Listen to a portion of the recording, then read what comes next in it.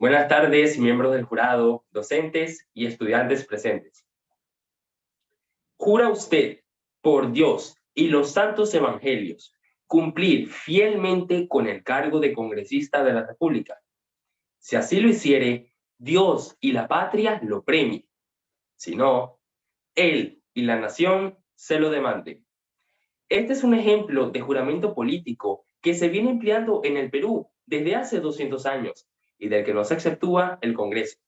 Mi nombre es José Daniel Almeida y curso el tercer grado de secundaria, representando a mi colegio 5026 José María Arguedas.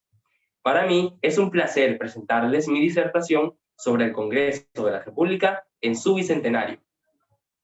Como sabemos, miles de personas perdieron su vida para poder independizar al pueblo peruano del yugo español. Esto por amor a su patria, por querer libertad y democracia, así como también con el objetivo de crear un Congreso que sea transparente y que brinde los derechos a sus ciudadanos. Consciente de la importancia que representa el Congreso, aunado a sus 200 años de creación, nacen en mí algunas interrogantes, ya que a lo largo de la historia han habido varios cambios a los que se ha enfrentado esta institución. Y es por ello que, como estudiante, me hago las siguientes preguntas. ¿Ha cambiado realmente el Congreso en sus 200 años de historia? ¿Tenemos a los mejores representantes en el actual Congreso del Bicentenario? En este ensayo expresaré mis ideas e intentaré explicar y responder estas preguntas. Como sabemos, el Perú nace como un país libre e independiente luego de la emancipación de los españoles. Desde ese momento se inició un debate de cómo sería la forma de gobierno que tendría el Perú. Ese fue el primer trabajo que tuvo el Congreso. Elegir si tendrían un sistema republicano o un sistema monárquico, como le estaba proponiendo el general don José de San Martín. Eligieron un sistema republicano y fue esta la razón por la que el general don José de San Martín se fue del país. Este sistema republicano permitió la división de los poderes del Estado, es decir, que el poder ejecutivo, legislativo y judicial se separarían. De esta forma, se creó la Constitución del Perú de 1823 y se reunió por primera vez el Congreso el 31 de agosto de 1829, donde se declaró el principio de que no existiría más esclavitud y de que todos los ciudadanos tendrían el derecho a la educación, a la propiedad y a la elección de autoridades. Tal como mencionó Basadre en 1980, el Congreso es el órgano que ejerce el poder legislativo en el Perú y el que tiene la función de legislar, el que tiene un control político y las demás funciones que se encuentran en los artículos de la Constitución del Estado. Luego de conocer qué significa Congreso, puedo reflexionar de que es importante para un país democrático, ya que con este se va a mantener la libertad de los ciudadanos y se defienden sus derechos. Pero también es importante de que el Congreso brinde confianza en los ciudadanos para que podamos vivir en armonía. Según el artículo 90 de la actual Constitución Política del Perú, y desde ese año 1993, el Congreso está estructurado por un sistema unicameral, es decir, que tiene una sola cámara, conformada por 130 congresistas, quienes van a tener la función de aprobar las leyes y de promulgarlas de inmediato, en el caso de que el Ejecutivo las revise.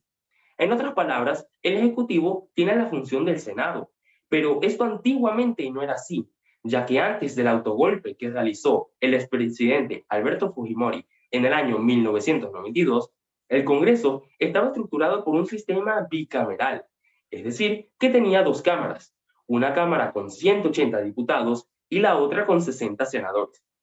Los diputados aprobarían las leyes y los senadores las promulgarían o no.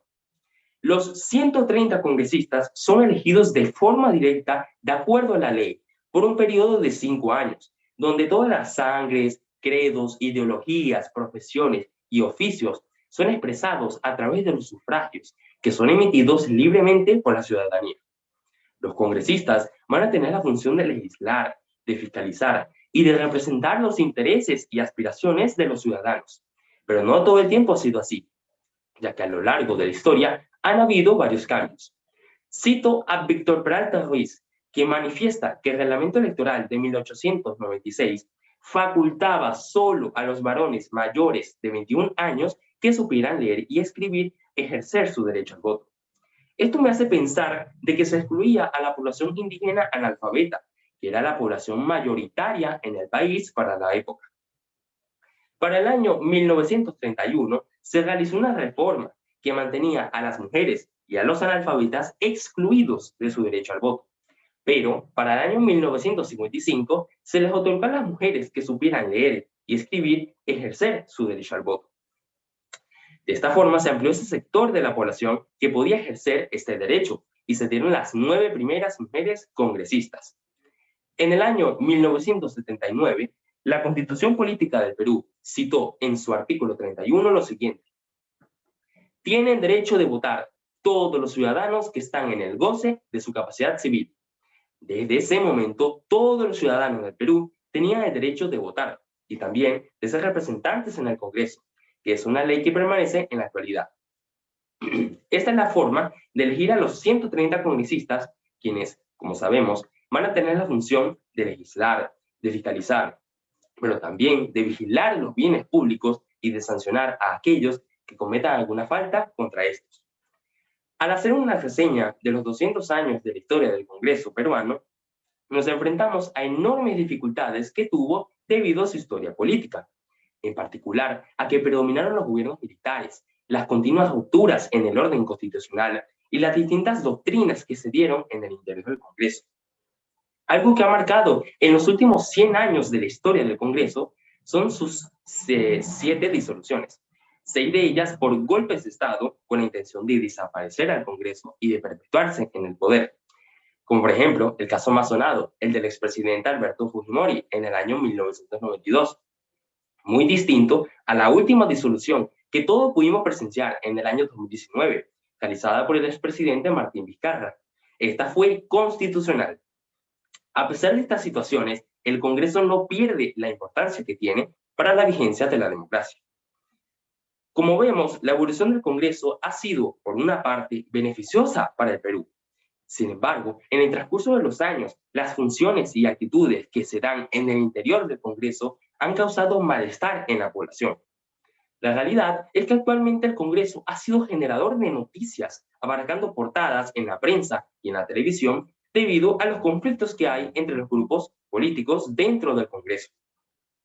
Esta desconfianza hacia el Congreso por parte de los ciudadanos ha sido demostrada en los diversos estudios que se han realizado, como por ejemplo el que realizó el Instituto de Estudios Peruanos en junio de este año, 2022, donde se colocaron a las instituciones con mayor percepción de corrupción, obteniendo como resultado que el 88% de la población encuestada manifestaba que considera al Congreso como una institución corrupta.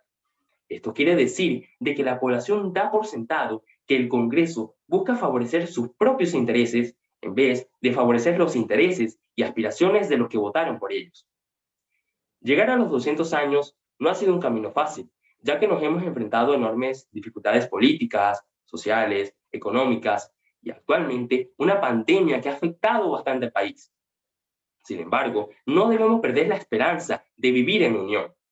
Es por ello que el Congreso actualmente tiene la función de recuperar la confianza perdida de los ciudadanos, de demostrar que sigue siendo el representante de la voluntad popular y de que legisla según los problemas del país.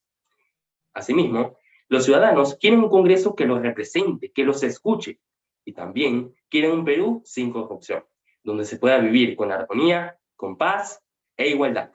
Muchísimas gracias.